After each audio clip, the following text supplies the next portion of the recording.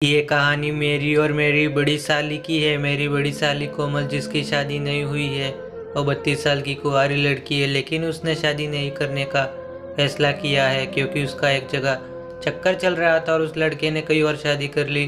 कोमल एक नंबर माल है। उसका रंग गोरा और फिगर बहुत बढ़िया है, मतलब उसकी कमर पतली और संतरे बड़े और कोमल की पीछे की गेंदें भी बहुत बढ़िया थी, न मोटी न कम, कुल मिला के तो एक नंबर माल। मैंने जब पहली बार उसे देखा तभी मेरा दिल उस पर आ गया था।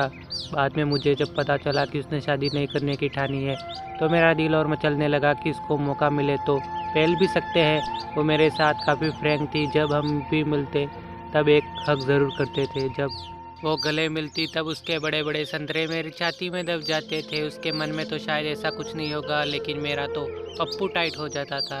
अब मैं ज़्यादा वक्त न लेते हुए कहानी पे आता हूँ। बात तब की है जब मेरी वाइफ प्रेग्नेंट थी और उसका 8वां महीना चल रहा था, मतलब मैंने 8 महीने से टुकाई नहीं की थी। अब एक दिन ऐसा हुआ कि हमारे एक रिश्तेदार के यहाँ शादी थी तो मेरी वाइफ जा नहीं सकती थी, तो मुझे जाना था। जो शादी थी वो मेरी बीवी के मायके से नज़दीक थी, तो तैयार होकर डायरेक्ट वहाँ पर ही गया। वहाँ सब लोग मौजूद थे। तभी मेरी नज़र कोमल पे पड़ी और मेरी आंखें फटी की फटी रह गई। वो एक पिंक कलर की घाघरा चोली में सच धज कर आई थी। उसका पूरा पैंट नंगा था, घाघरा भी उसने अपनी नाभि से काफ़ी नीचे पहना था। वो काफ़ी सुंदर लग रही थी। वो दौड़ के मेरे पास आ गई और मेरे गले लग गई। कोमल बोली, हेलो जीजू, कितनी देर कर दी आने में, कब से वेट कर रही थी आपका। मैं बोला, क्यों मेरी साली, मेरा वेट क्यों कर रही थी। कोमल बोली, तो यहाँ कोई नहीं है मेरी पहचान का, मम्मी पापा दूसरे रिलेटिव के पास है और मैं अकेली बोर हो रही थी। मैं, अरे कोई नहीं, अब मैं आ गया हूँ तो बोर नहीं होगी तुम।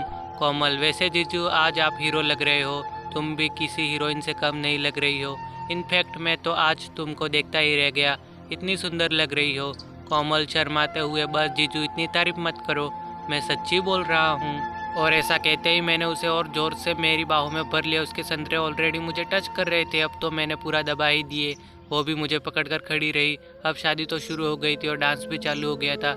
इसी मौके का फ़ायदा उठाकर मैंने कोमल को एक रूम में ले जाकर बोला कि कोमल, आज मैं तुम्हें ठोकना चाहता हूँ। कोमल बोली, जीजू मैं भी कई सालों से प्यासी हूँ, मेरी प्यास आज आप बुझाओ। कोमल का इतना बोलते ही मैंने अपनी साली को रूम में बेड पर लिटा दिया और उसका घाघरा निकाल कर दोनों पैरों को फैलाकर अपना बड़ा सा पप्पू निकाल कर शॉट मारने लग गया।